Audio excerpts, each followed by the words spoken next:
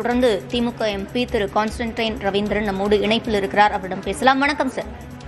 வணக்கம். இப்போ காங்கிரஸ் கட்சி தவேகாவுக்கு தங்களின் ஆதரவை கொடுத்திருக்கிறார்கள். தற்போது மட்டுமல்ல, அடுத்து வரக்கூடிய உள்ளாட்சி தேர்தல், மக்களவை, மாநிலங்களவை தேர்தலிலும் அவர்களுக்கான ஆதரவு தொடரும் என்று தற்போது அறிவித்திருக்கிறார்கள். உங்களுடைய பார்வை? அது அவர்கள் கட்சியின் முடிவு. எங்களை பொறுத்தவரைக்கும் திராவிட முன்னேற்ற கழகத்தினுடைய தலைவர் ஏற்கனவே அறிவித்து விட்டார். நாங்கள் கன்ஸ்ட்ரக்டிவ் அப்போசிஷன் பார்ட்டியாக சட்டத்தில் நாங்கள் எங்கள் செயல்பாட்டை கொண்டு செல்வதற்கு தமிழ்நாட்டு மக்கள் வாக்களித்திருக்கிறார்கள். தமிழ்நாட்டு மக்களினுடைய தீர்ப்புக்கு ஏற்றாற்போல் நாங்கள் ஆக்கப்பூர்வமான எதிர்க்கட்சியாக சட்டமன்றத்தில் செயல்படுவோம். கூட்டணி கட்சியாக இருக்கக்கூடியவர்கள் அவர்கள் நிலைப்பாட்டை எடுத்திருக்கிறார்கள். அதற்கு அவர்கள் தான் மக்களிடம் விளக்கம் சொல்ல வேண்டும். இல்ல, தற்போது திமுகவுடன் சேர்ந்து அவர்கள் இந்த சட்டமன்ற தேர்தலை சந்தித்தார்கள். தற்போது நிலைப்பாட்டை மாற்றி இருக்கிறார்கள். அது தொடர்பாக என்ன சொல்ல நினைக்கிறீர்கள்? அதைத்தான் அவங்க தானே சொல்லணும். எங்களுடைய நிலைப்பாடு தமிழ்நாட்டு மக்கள் தந்த அந்த தீர்ப்பு எதுவோ அதில் நாங்கள் நிற்கிறோம். அதிலிருந்து மாறி செல்கிறவர்கள் தானே அதற்கு விளக்கம் சொல்ல வேண்டும். அதற்கு நாம் என்ன சொல்வது? நாம் தமிழ்நாட்டு மக்களினுடைய தீர்ப்புக்கு தலை வணங்கி அவர்கள் தந்த இடத்தில் நாங்கள் நிற்கிறோம். எதிர்க்கட்சியாக நாம் செயல்பட வேண்டும் என்பதைத்தான், இந்த கூட்டணி செயல்பட வேண்டும் என்பதைத்தான் தமிழ்நாட்டு மக்கள் தீர்ப்பளித்தார்கள். அந்த இடத்தில் திராவிட முன்னேற்ற கழகம் மிக தெளிவாக இருக்கிறது. தலைவர் அதை மிக தெளிவாக தெளிவுபடுத்தி இருக்கிறார். அதில் மாறி செல்கிறார்கள் என்றால் மக்களுக்கு பதில் சொல்ல வேண்டியவர்கள் மாறி செல்பவர்களை தவிர நமக்கு அதில் எந்த தேக்கும் இல்லை. இப்போது அடுத்து வரக்கூடிய மக்களவை, மாநிலங்களவை தேர்தலிலும் ஆதரவு தொடரும் என்று அவர்கள் குறிப்பிட்டிருக்கிறார்கள். அது எப்படி தமிழ்நாட்டு அரசியல் களத்தை மாற்றப் போகிறது? A week period is a very long period in politics.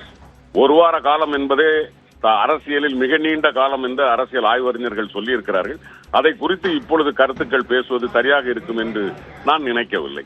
பொறுத்திருந்து பார்ப்போம். பொறுத்திருந்து பார்க்கலாம் என்கிற ஒரு பதிலை கூறி இருக்கிறீர்கள். இணைப்பில் வந்தமைக்கு நன்றி திரு கான்ஸ்டன்டைன் ரவீந்திரன்.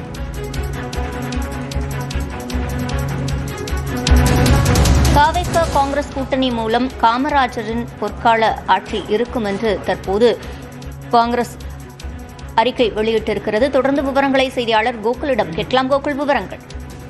தமிழக வெற்றி கழகத்திலும் ஆட்சி அமைப்பதற்கு பெரும்பான்மை இல்லாத சூழல்ல தற்பொழுது காங்கிரஸ் கட்சி நிபந்தனையற்ற ஆதரவை வழங்கியிருக்கிறது. காங்கிரஸ் கட்சி 5 இடங்கள்ல வெற்றி பெற்றிருக்கிறது. மயிலாடுதுறை, அதே போல கன்னியாகுமரி மாவட்டத்துல 3 இடங்களிலும், மேலூர் சட்டமன்ற தொகுதி என 5 தொகுதிகள்ல வெற்றி பெற்றிருக்கிறது. திமுக கூட்டணியில காங்கிரஸ் கட்சி இருந்தாலும் தற்பொழுது நிபந்தனையற்ற ஆதரவை வழங்கியிருப்பது மூலம் இந்த கூட்டணியிலிருந்து விலகி இருக்கிறது என்ற நம் புரிந்து கொள்ள முடிகிறது. தொடர்ந்து 2004 நாடாளுமன்ற தேர்தல், 2006 சட்டமன்ற தேர்தல், அதன் பின்னர் 2009 நாடாளுமன்ற தேர்தல், 2011 நடந்த சட்டமன்ற தேர்தல் என 4 தேர்தலில் கூட்டணியில் இருந்தாங்க. 14 நாடாளுமன்ற தேர்தலில் மட்டும் திமுக காங்கிரஸ் தனித்தனியா போட்டிட்டாங்க. மீண்டும் 2016 சட்டமன்ற தேர்தல் என தொடர்ச்சியாக கூட்டணி இருந்திருந்தது. ஏறக்குறைய 20 ஆண்டுகளுக்கு மேல திமுக காங்கிரஸ் கூட்டணி இருந்த நிலையில தற்பொழுது திமுக கூட்டணியிலிருந்து விலகி காங்கிரஸ் கட்சி தவேகாவிற்கு ஆதரவு அளித்திருக்கிறது. ஏறக்குறைய இந்தியா கூட்டணி என்ற தேசிய அளவில் ஒரு வலுவான கூட்டணியை காங்கிரஸ் கட்சி அமைத்த போது அதற்கு திமுக பக்கபலமாக இருந்து தொடர்ந்து பல்வேறு தேர்தல்களை சந்தித்து வந்த இந்த நிலையில தற்பொழுது தமிழகத்தில் ஒரு பெரும்பான்மை இல்லாத சூழல்ல 5 சட்டமன்ற உறுப்பினர்களுடைய ஆதரவு, குறிப்பாக நிபந்தனையற்ற ஆதரவு என்ற ஒரு அடிப்படையில இந்த ஆதரவை காங்கிரஸ் கட்சி தெரிவிச்சிருக்காங்க. இதே போல ஒரு சூழல் 2006ஆம் ஆண்டு திமுகவிற்கும் ஒரு பெரும்பான்மை இல்லாத ஒரு சூழல் ஏற்பட்டது. அப்போதும் காங்கிரஸ் கட்சி திமுகவுக்கு வெளியிலிருந்து ஆதரவு தெரிவிச்சிருந்தாங்க. ஆனால் தொடர்ந்து காங்கிரஸ் கட்சியுடைய நிர்வாகிகள் பலரும் தெரிவித்த கருத்து, அரசியல் அதிகாரத்துல பங்கு, கூட்டணி ஆட்சி என்ற அடிப்படையில் பலரும் கோரிக்கை வைத்த நிலையில காங்கிரஸ் கட்சி நிபந்தனையற்ற ஒரு ஆதரவை தெரிவித்திருப்பது, ஆட்சியில பங்கு பெற போறாங்களா, கூட்டணி அமைச்சரவையில பங்கு பெற போறாங்களா என்ற அடுத்த கட்ட சூழல். ஏனென்றால் காங்கிரஸ் கட்சியுடைய ஆதரவோடு 112 சட்டமன்ற உறுப்பினர்கள் தான் இதுவரை வந்திருக்காங்க. மற்ற கட்சிகளுடைய நிலைப்பாடு எவ்வாறு இருக்க போகிறது? குறிப்பாக பாட்டாளி மக்கள் கட்சி 4 இடங்கள்ல வெற்றி பெற்றிருக்கு.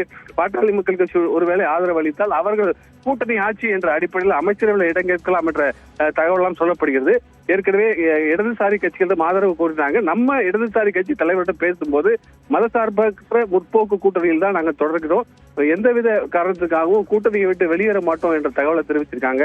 அதே போல இந்திய யூனியன் முஸ்லீம் 2 இடங்களில் வெற்றி பெற்றிருக்காங்க. அந்த தலைவர் காதர் மொய்தீனும் முதலமைச்சரை சந்தித்து கூட்டணியில் தொடர்வோம் என்று, அதாவது திமுக தலைவரை சந்தித்த பின்னர் கூட்டணியில் தொடர்வோம் என்று தெளிவாக அவரிடம் கூறி சென்றிருக்கார். அந்த கருத்தை தான் நம்மளிடமும் காதர் மொய்தீன் தெரிவித்திருந்தார். விடுதலை சிறுத்தைகள் கட்சியும் அதே நிலைப்பாடு தான் எடுப்பார்கள் என்று பலரும் தெரிவித்து வரக்கூடிய நிலையில மற்ற கட்சிகளுடைய ஆதரவு நிலைப்பாடு தாவேகாவிற்கு எவ்வாறு இருக்க போகிறது, அவருடைய கண்டிஷன் எவ்வாறு இருக்க போகிறது, காங்கிரஸ் கட்சி நிபந்தனையற்ற ஆதரவுன்னு தெரிவித்தாலும் ஏறக்குறைய 6 சட்டமன்ற உறுப்பினர்கள், 6க்கு மேல் 6 முதல் 7 சட்டமன்ற உறுப்பினர்களுடைய தேவை இன்னும் இருக்கக்கூடிய நிலையில அதிமுகவிலிருந்து ஒரு பிரிவினரோ அதிமுகவோ ஆதரவு அளித்தால் அவர்களுடைய நிலைப்பாடு கூட்டணி ஆட்சி என்ற நிலைப்பாடா, பாட்டாளி மக்கள் கட்சியுடைய 4 சட்டமன்ற உறுப்பினர்கள் ஆதரித்தால் அவருடைய நிலைப்பாடு எவ்வாறு இருக்க போகிறது உள்ளிட்ட பல்வேறு ஒரு கேள்விகள் எழக்கூடிய நிலையில காங்கிரஸ் கட்சி நிபந்தனையற்ற ஆதரவை தெரிவிச்சிருக்காங்க. மற்ற கட்சிகள் ஒருவேளை கூட்டணி ஆட்சி என்ற ஒரு நிலைப்பாடை எடுத்தால் அப்போது காங்கிரஸ் கட்சியுடைய நிலைப்பாடு மாறுவதற்கான வாய்ப்பு இருக்கிறது. காங்கிரஸ் கட்சியும் கூட்டணி ஆட்சியில பங்கு பெற வேண்டும் என்ற கோரிக்கையை தொடர்ந்து வைத்து வரக்கூடிய நிலையில 5 இடங்களில் வெற்றி பெற்ற காங்கிரஸ் கட்சி தற்பொழுது தமிழக வெற்றி கழகத்துடைய ஆட்சி அமைவதற்கு தற்பொழுது ஆதரவை தெரிவிச்சிருக்காங்க.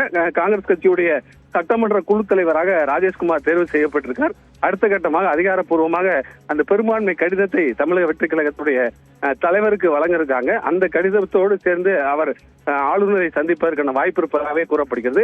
தற்பொழுது திமுக தலைவருடைய வீட்டுல பலரும், கூட்டணி கட்சியுடைய தலைவர்களும் பலரும் சந்தித்து வரக்கூடிய நிலையில காங்கிரஸ் கட்சியுடைய சட்டமன்ற உறுப்பினர்கள் மட்டும் இதுவரை சந்திக்கவில்லை. மற்ற கூட்டணியில் வெற்றி பெற்ற கம்யூனிஸ்ட் கட்சிகளாக இருக்கட்டும், விடுதலை சிறுத்தைகள் கட்சி, தேமுதிகவுடைய தலைவர் பிரேமலதா விஜயகாந்த் தற்பொழுது திமுக தலைவரை அவருடைய இல்லத்துல சந்தித்து பேசி வருகிறார்.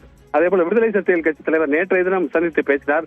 காங்கிரஸ் கட்சியுடைய 5 சட்டமன்ற உறுப்பினர்களும் இதுவரை திமுக தலைவரை சந்திக்காத போதில் அவர்கள் நிச்சயமாக இந்த கூட்டணியிலிருந்து வெளியேறி தமிழக வெற்றி கழகத்துக்கு ஆதரவு நிலைப்பாடு தான் எடுப்பார்கள் என்று திமுகவுடைய மூத்த தலைவர்கள் தெரிவித்திருந்தாங்க. திமுகவுடைய செய்தி தொடர்பாளர் சரவணன் ஒரு விமர்சனம் இணைப்பிலேயே காத்திருங்க.